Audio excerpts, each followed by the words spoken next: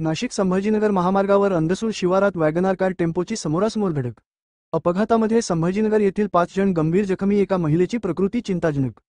नाशिक संभाजीनगर महामार्गावर अपघात होऊन अंदसूर शिवारात वॅगनार कार व 460 टेम्पोची समोरासमोर धडक होऊन या अपघातामध्ये 5 जण गंभीर जखमी झाले असून या जखमीमध्ये एका महिलेची प्रकृती चिंताजनक असल्याची माहिती समोर आली आहे. नाशिक संभाजीनगर महामार्गावर येवला तालुक्यातील अंदसूर शिवारात आदित्य पेट्रोलियम समोर वॅगनार व 460 टेम्पो यांच्यामध्ये समोरासमोर धडक होऊन यात वॅगनार कारमधील मनमाड येथे गुरुद्वारा येथे दर्शनासाठी जाणारे संभाजीनगर येथील 5 शीख बांधव जखमी झाले आहे. जखमींना उपचारासाठी उपजिल्हा रुग्णालय येवला येथे हलवण्यात आले असून यात एका महिलेची प्रकृती चिंताजनक असल्याची माहिती समोर आहे. तिला उपचारासाठी संभाजीनगर येथे पाठवण्यात येणार असल्याची माहिती सूत्रांनी दिली आहे. प्रतिनिधी सचिन वखारे, येवला.